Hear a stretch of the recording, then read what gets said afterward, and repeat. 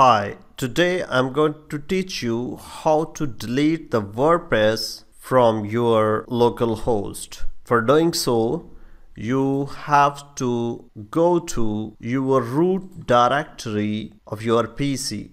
Let me do it. PC, go to C drive and you will find a WAMP folder here. Click this and here you will find a www folder. Here you will find a WordPress folder.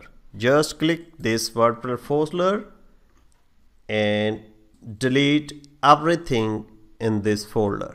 When you will delete everything in this folder, click delete this folder also. Now the job done. You have uninstalled or deleted the WordPress from your local host.